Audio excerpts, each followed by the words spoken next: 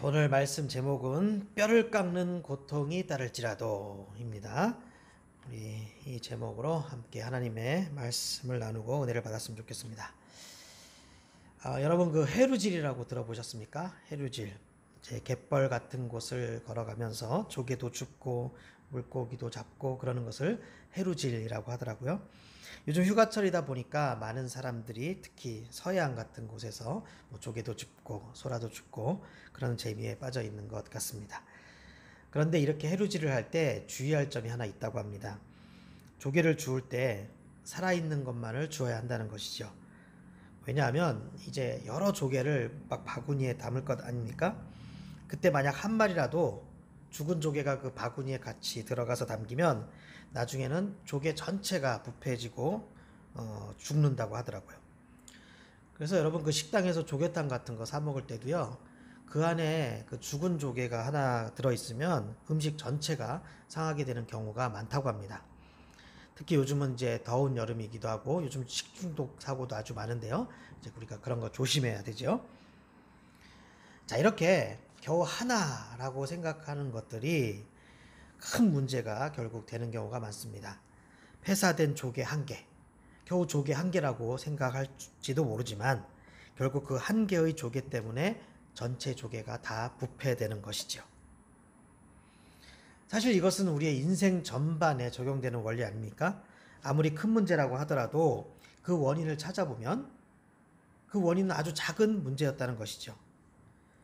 그래서 큰 건물이 무너진다든지 큰 사고가 난다든지 이것도 다 마찬가지입니다. 어떤 사고가 났을 때도 보면 나중에 사고 조사해 보면 볼트 하나가 빠져 있다든지 이렇게 작은 게 원인이 되더라고요. 그래서 그런 속담도 있잖아요. 미꾸라지 한 마리가 온 웅덩이를 흐려놓는다. 이제 그런 속담이 있는 거예요. 아주 작은 거 하나가 전체를 망치고 또 전체를 사고 나게 하는 그런 큰 문제가 된다는 것이죠. 그렇기 때문에 우리가 조심해야 할 것이 한 가지 있습니다. 그게 뭐냐면 이 정도면 되겠지라고 생각하는 적당한 타협입니다. 이거 아주 조심해야 돼요.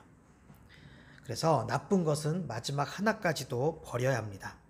잘못된 것은 마지막 하나까지라도 고쳐야 합니다. 어느 정도만 버리고 어느 정도만 고치는 것은 위험해요. 왜 그럴까요? 그 남은 것들이 내가 이제 어느 정도 다 고쳤다고 생각하고 어느 정도 다 정리했다고 생각하는데도 그 남은 얼마 안 되는 그 남은 것들이 나중에는 결국 엄청난 재앙을 불러오기 때문입니다.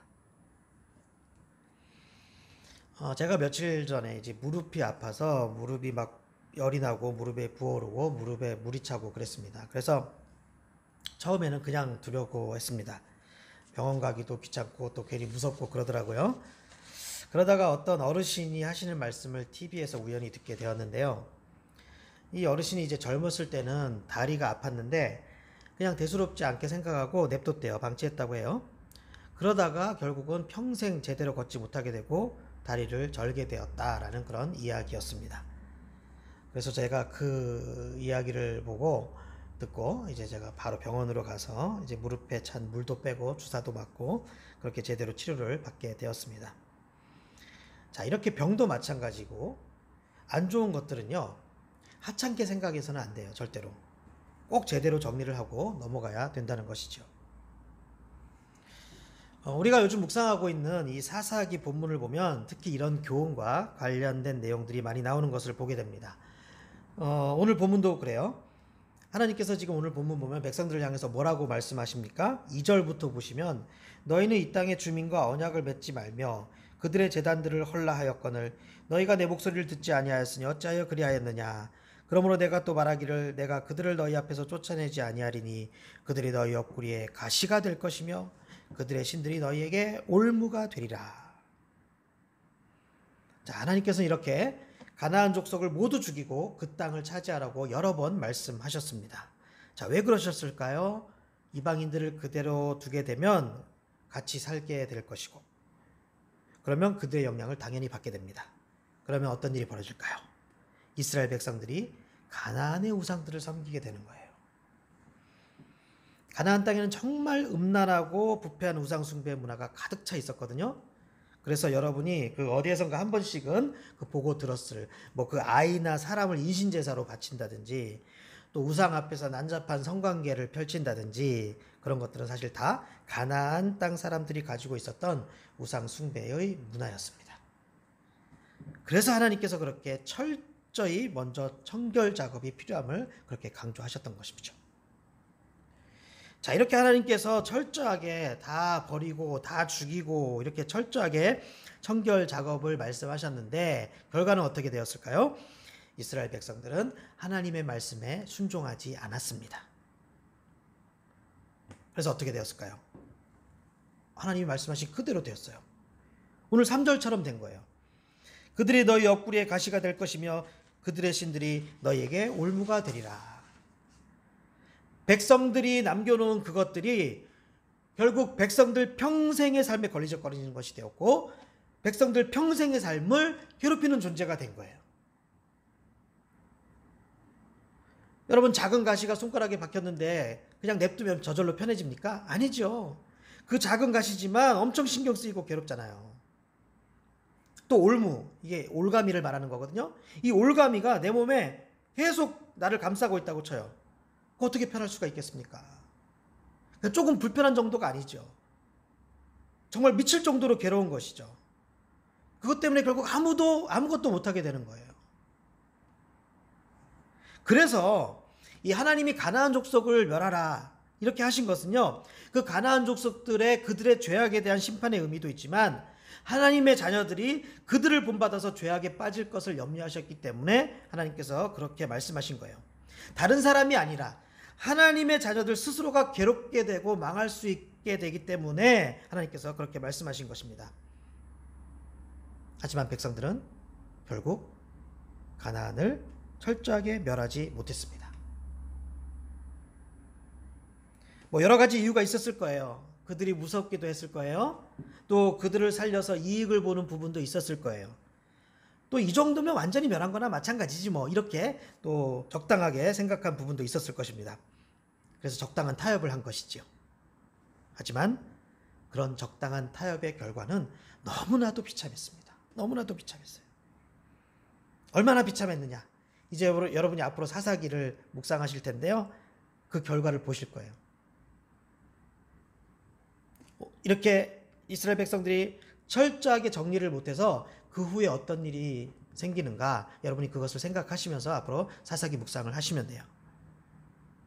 자, 그렇기 때문에 우리 신앙에서 정말 중요한 것은요, 우리를 죄짓게 만드는 환경을 찾아서 그것을 완전히 멸하는 것입니다. 완전하게 멸하는 것, 이것이 정말 중요합니다. 정말 중요해요. 사사기에 나오는 중요한 정신이 하나 있습니다. 사사기에 나오는 중요한 하나님의 명령이 있습니다. 그것은 바로 싸우라입니다. 싸우라. 그래서 사사기 1장도 어떻게 시작하죠? 우리 가운데 누가 먼저 올라가서 가나안 족속과 싸우리까? 자, 여기서 싸운다는 게 평화롭게 지내지 못하고 다투는 것, 그런 단순한 의미가 아니고요. 그것이 아니고요. 우리를 망하게 하는 여러 가지 요인들과 싸우라는 뜻이에요. 우리를 병들게 하는 여러 가지 독소들과 싸우라는 뜻이에요. 그게 바로 싸우는 거예요. 그래서 하나님께서 싸우라 이렇게 명령을 하시는 것입니다. 사사기도 보면요, 처음에는 명령대로 잘 싸웁니다. 그런데 1장 후반에서부터 싸움에서 지기 시작해요. 그러다가 더 이상 싸우려고 하지 않습니다. 그러다가 사사기 마지막에 가면요, 아예 가나안과 싸우지 않고 도리어 가나안의 지배를 받고 그 퇴폐적인 문화에 빠지게 되는 것을 볼 수 있습니다. 그 대표적인 모습이 이스라엘의 12지파 중에서도 단지파와 베냐민 지파에서 나타나게 되죠. 단지파는 약속으로 받은 땅을 버리고 북쪽 땅으로 도망가 버립니다. 자신들이 받은 땅에 있는 그 세상이, 그 사람들이, 그 환경들이 너무 강하니까 그냥 버리고 도망간 거예요. 또 베냐민 지파는요, 베냐민 지파 속에서는 공공연하게 동성애가 자행되고 집단 성폭행까지 일어나고 끔찍한 살인 행위까지 발생합니다. 진짜 끔찍해요. 사사기 뒷부분에 가면 이 단지파와 베냐민 지파에 얼마나 끔찍한 일이 벌어졌는가가 생생하게 나와요. 이게 다 왜 그렇습니까? 제대로 끝까지 정리를 못하고 청결 작업을 제대로 못해서 이렇게 된 거예요. 가시가 될 것이다. 올무가 될 것이다. 결국 그 말씀대로 된 것입니다. 자, 여러분 생각해 보세요. 이스라엘은요, 광야에서 멸망하지 않았어요. 이스라엘은 가나안 땅에서 멸망했습니다. 자, 이 사실이 정말 우리에게 경종을 울리는 사실 아닙니까? 이 사실이 우리의 정신이 번쩍 들게 되는 내용 아닙니까? 그 약속의 땅, 평화로운 땅, 좋은 땅, 그 가나안 땅에서 결국 이스라엘은 망한 거예요. 광야에서는 멸망하지 않았습니다. 우리도 마찬가지예요. 우리가 악한 것들과 악의 씨가 될 만한 것들과 적당히 타협하게 되면 그게 뭐가 된다고요? 결국 나중에 우리의 가시가 되고 우리의 올무가 된다는 거예요. 그렇게 안 좋게 돌아온다는 거예요. 우리를 망치는 것으로 돌아온다는 거예요. 그것 때문에 망하게 된다는 것이죠. 우리가 그냥 지금 적당히 타협하고 그래서 완전히 정리하지 못함으로 인해 결국 우리에게 가시가 되고 올무가 될 수 있는 것들. 자, 이런 것들을 조심해야 되는데 뭐 그런 것들 여러 가지가 있겠죠. 사람마다 같은 것도 있고 사람마다 차이가 있는 것도 있을 것입니다. 뭐 예를 들면 많은 것들 중에 몇 가지 예를 들면 중독되고 그런 거 있잖아요. 그런 것들도 이제 그런 나중에 가시가 되고 우리의 올무가 될 수 있는 것들이죠. 뭐 알코올 중독, 담배 중독, 도박 중독, 게임 중독, 뭐 음란물 중독, 또 나쁜 식생활도 문제가 되고요. 또 나쁜 습관들, 뭐 여러 가지가 있을 거예요. 그리고 또 뭐 그 누구보다도 각자 여러분 자신들이 다 잘 알고 있죠. 내 자신이 가장 잘 알고 있죠. 그게 뭔지. 그것이 나에게 또 안 좋은 영향을 끼치고 있는 것을 알면서도 또 완벽하게 정리하지 못하고 있는 그런 것들이 있습니다. 자, 그런 것들이 있는데 바로 그런 것들을 확실하게 그리고 완전하게 그리고 최후까지 우리 최후의 그 하나까지 버려야 된다는 것입니다. 우리를 적당한 타협으로 이끄는 생각들이 있어요. 뭐 이미 늦었다? 그런 생각들. 이미 늦었다. 아니에요. 늦은 건 없어요. 버릴 것은요, 지금이라도 버려야 돼요. 아, 이 정도면 되지 않을까? 아니요. 이 정도 적당히는 없어요. 버려야 될 것은 완전하게 버려야 합니다. 적당히가 위험한 거예요. 적당히가. 여러분 정말 무서운 적이 뭔지 아세요? 그것은 바로 미련입니다. 미련. 멍청하다 이런 게 아니라 아쉬워하는 거, 미련.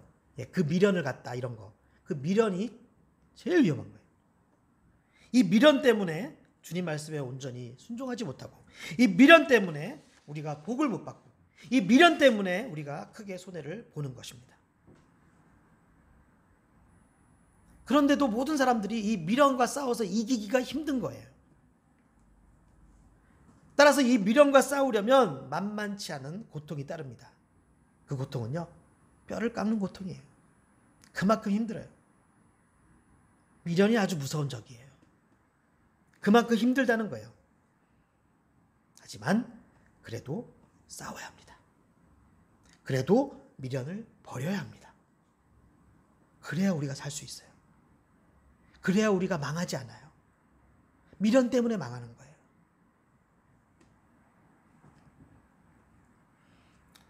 구약성경 창세기에 나오는 롯이 있어요. 롯. 아브라함의 조카죠. 이 롯은요, 삼촌 아브라함의 기도 덕분에 큰 은혜를 받게 됩니다. 그래서 소돔과 고모라 성이 멸망하는데도 그 속에서 살아나오게 되죠. 하지만 롯의 아내는 어떻게 되었습니까? 겨우 극적으로 그 소돔과 고모라 성을 벗어나게 되었는데도 결국 미련을 못 버려갖고 그래서 뒤돌아보다가 그 자리에서 소금 기둥이 되는 저주를 받게 되죠. 예, 여러분 미련이 이렇게 무서운 거예요. 미련이. 그래서 이스라엘 백성들이 애굽을 탈출하던 날, 그 애굽을 탈출하던 그날 밤, 6월절 그날 밤의 장면을 여러분 한번 보세요. 출애굽기 12장 11절에는 이렇게 하나님의 말씀이 기록되어 있습니다. 너희는 그것을 이렇게 먹을지니 허리에 띠를 띠고 발에 신을 신고 손에 지팡이를 잡고 급히 먹으라. 이것이 여호와의 유월절이니라. 자, 특이한 장면이죠. 원래 식사를 할 때는 천천히 즐기면서 먹어야 되는 것 아닙니까? 그런데 하나님은 이날 밤 백성들에게 식사를 급히 서둘러서 먹게 하십니다. 떠날 채비를 완벽하게 하고 먹게 하세요. 자, 왜 그럴까요? 종살이의 장소, 죄악의 장소였던 그 애굽을 떠나는 마지막 식사이기 때문에 그래요. 그렇기 때문에 절대 아쉬운 마음을 가지거나 절대 뒤돌아보거나 서성거려서는 안 된다는 뜻이에요. 즉각 떠나라는 거예요. 미련을 두지 말라는 거예요. 바로 이것이 우리가 이 세상을 살아가면서 갖추어야 할 자세라는 거예요. 정리할 것은 완전하게 정리해야 합니다.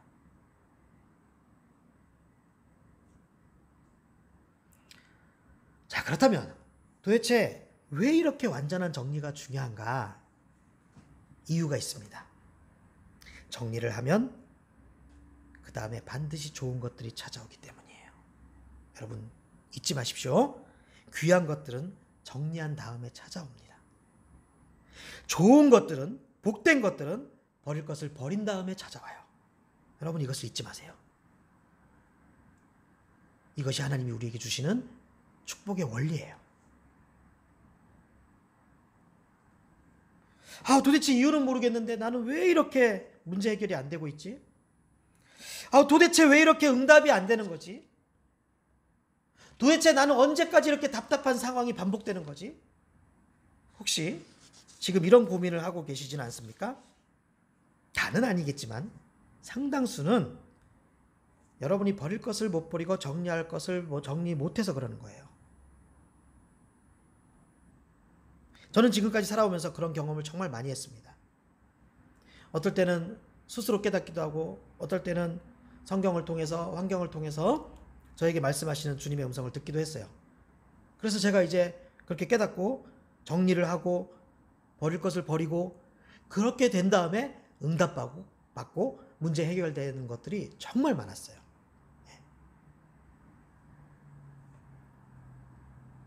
좋은 것들은 좋은 그릇에 담기는 법이에요. 그래서 성경 디모데후서 2장 21절에도 보면 그러므로 누구든지 이런 것에서 자기를 깨끗하게 하면 귀히 쓰는 그릇이 돼요. 이렇게 말씀하고 있는 거예요.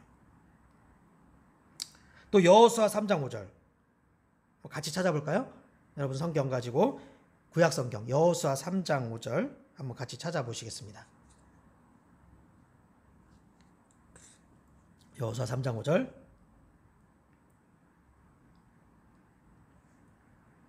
자, 같이 읽겠습니다. 여호수아가 또 백성에게 이르되 너희는 자신을 성결하게 하라.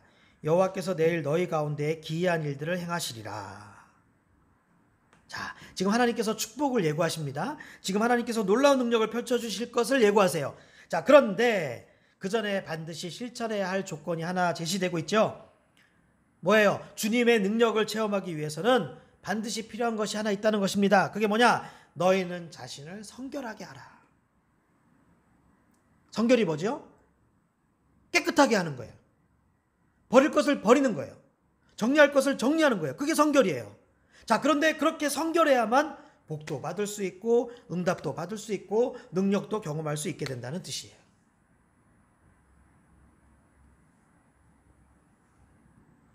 반쪽짜리가 아닌 적당한 선에서 타협하는 것이 아니라 완전한 정리가, 완전한 순종이 이렇게 중요한 것입니다. 문제는 쉽지 않다는 것이죠. 쉽지 않다. 하지만 꼭 해야 합니다. 쉽지 않은 거 알아요. 저도 힘들고 여러분도 힘들고 다 힘들어요. 그런데 끝까지 정리해야 돼요. 끝까지 버려야 돼요. 저도 그렇고 여러분 대부분 우리 어느 정도는 잘해요. 그렇죠? 어느 정도는 잘하고 어느 정도는 정리도 잘하고 버릴 것도 잘 버립니다. 결단도 잘하고 끊기도 하고 나름대로 어느 정도는 해요. 하지만 끝까지 또 온전하게 하는 것을 잘 못하는 거예요. 문제는 그거입니다. 자, 그래서 필요한 것이 있습니다. 나 혼자의 힘으로는 하기가 너무 어려우니까 도움을 받을 수 있는 것이 필요해요. 다행히 그런 것이 있습니다. 그게 뭐냐? 바로 성경 말씀이에요. 성경 말씀은 우리가 끝까지 정리하는 게 참 어려운데 그걸 끝까지 정리할 수 있게 해주고 버리는 게 참 어려운 일인데 버릴 것을 버릴 수 있게 해주고 그게 바로 성경 말씀이라는 거예요. 제가 지금도 이렇게 서서 말씀을 전하는데 좀 다리가 많이 아파요. 제가 아까 무릎이 아파서 시술을 받은 이야기 말씀드렸잖아요. 그런데 제가 그때 이제 원인을 정확히 찾아야 되니까 MRI 검사를 받으라고 하더라고요, 병원에서. 그래서 제가 MRI 검사를 받게 되었습니다. 그래서 한 30분 정도 이제 그 통 안에 들어가서 이제 검사를 받는데 참 신기하더라고요. 신기한 게 뭐 눈에 보이는 것도 없고 뭐 느낌도 없어요. 아프지도 않은데 어떻게 그렇게 제 몸을 샅샅이 검사하고 촬영하는지 정말 신기하더라고요. 좀 지루하기도 했어요. 시끄럽기도 하고. 그래도 뭐 원인을 정확히 알아야 치료를 할 수 있으니까 그게 꼭 필요한 과정이니까 이제 이렇게 검사를 받았죠. 자, 그런데요. 제가 그 안에서 이제 MRI 검사를 받으면서 깨달은 게 있어요. 생각한 게 우리에게도 이 MRI랑 똑같은 역할을 하는 것이 있어요. 그게 뭐겠어요? 네, 성경이에요. 그게. 주의 말씀, 하나님 말씀, 성경. 우리 말씀 한 구절만 더 찾아볼까요? 히브리서 4장 12절 말씀입니다. 히브리서 4장 12절 말씀.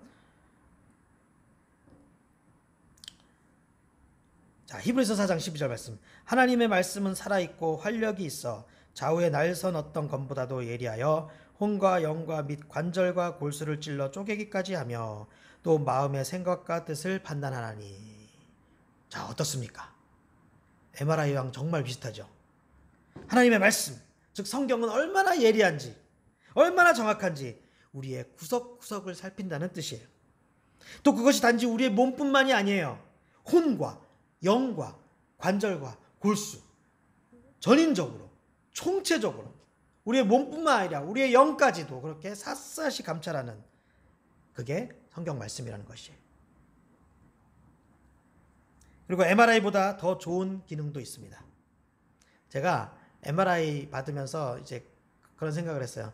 지금 이렇게 검사를 하고 이렇게 다 원인을 파악하고 있는데 이게 이렇게 저절로 치료까지 되면 얼마나 좋을까, 제가 그런 생각을 했습니다. 네. 막 그냥 어떤 눈에도 보이지 않는 진짜 그런 작은 그런 것들이 들어가서 막 내 몸에 들어가서 다 알아서 치료를 해주면 얼마나 좋을까, 제가 그런 생각을 했어요. 자, 그런데 MRI는 분석만 할 수 있는 거예요. 검사만 할 수 있는 거예요. 자, 그런데 성경은 어떠냐? 성경은 치료까지 해줍니다. 성경은 치료까지 해줘요. 자, 디모데후서 3장 16절 보면 이렇게 기록되어 있습니다. 모든 성경은 하나님의 감동으로 된 것으로 교훈과 책망과 바르게 함과 의로 교육하기에 유익하니 이는 하나님의 사람으로 온전하게 하며 모든 선한 일을 행할 능력을 갖추게 하려 함이라. 자, 문제를 깨닫게 하는 능력만 있는 것이 아니죠. 성경은 원인 분석만 하는 것이 아니죠. 원인 분석만 하는 것이 아니라 더 나아가서 우리를 온전하게 만들어 주신대요. 또 모든 선한 일을 할 수 있는 능력을 주신대요. 그러니 성경은 MRI 검사보다 우리의 그런 문제를 더 폭넓게 또 더 정확하게 검사도 해주고 그것뿐만 아니라 직접 치료까지 해준다는 것이죠. 얼마나 놀랍습니까? 정말 놀라운 능력이죠. 성경 말씀이 이렇게 놀라운 능력이 있는 거예요.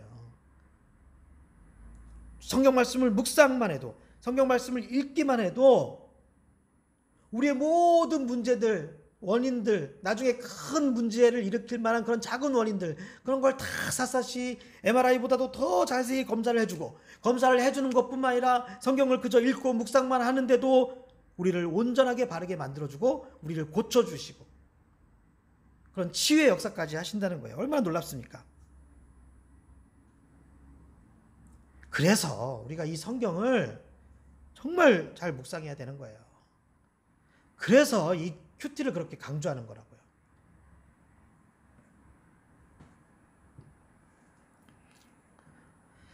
저의 마음이나 여러분 마음이나 별반 차이가 없을 것 같습니다. 정리할 것 다 정리하고 싶죠. 버릴 것 다 버리고 싶죠. 근데 잘 안 되죠. 또 어떨 때는요, 내 문제가 어떤 게 있다는 것, 아예 그것 자체를 모를 때도 있어요. 그래서 우리가 말씀을 읽어야 돼요.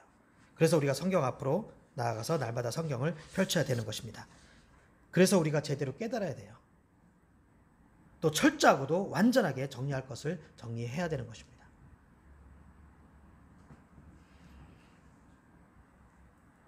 저는 부족함이 많은 목사입니다. 그래도 감사한 것은 종종 주님께서 책망을 해 주신다는 거예요. 얼마 전에도 주님께서 저에게 그것마저도 정리해라 이렇게 말씀하시더라고요. 제가 제 나름대로 버릴 것을 버리고 정리할 것을 정리한 적이 있었거든요. 그리고 적당히 넘어가려고 했어요. 그런데 주님께서 그 남아있는 미련도 정리하라고 말씀하시더라고요. 제 속사람에게도 말씀하시고 또 큐티를 통해서도 말씀하시고 그렇게 하시더라고요. 저는 저에게 들려주신 그 주님의 음성을 여러분도 듣기를 원합니다. 그것마저도 정리하라. 버릴 것을 과감히 버려라. 미련과 싸워 물리치라. 적당히 타협하지 말라. 이런 음성이 여러분에게도 들리고, 그래서 비록 뼈를 깎는 고통이 따를지라도 완전하게 정리할 수 있게 되시기를 바랍니다. 미련은 버리세요. 조금 남아둔 거 남겨두지 마세요. 주님께서는 그것마저도 버리라. 깨끗하게 버리라고 말씀하십니다. 그렇게 해서 마침내 오랜 기간 막혀있던 그런 여러분의 문제들이 해결되고, 또 일찍부터 예비되어 있었으나 받지 못한 그런 은혜들이 드디어 부어지고, 주님의 능력의 역사들이 여러분 삶 속에 펼쳐지는, 그 정리할 것을 정리했더니, 버려야 할 것을 버렸더니, 비록 힘들어도 그것을 끝까지 마지막 하나까지 완전히 정리를 했더니 여러분의 삶에 축복의 역사가 펼쳐지게 된다는 거예요. 그런 능력의 역사들이 저나 여러분이나 우리 모두의 삶에 풍성하게 되기를 예수님의 이름으로 축원합니다.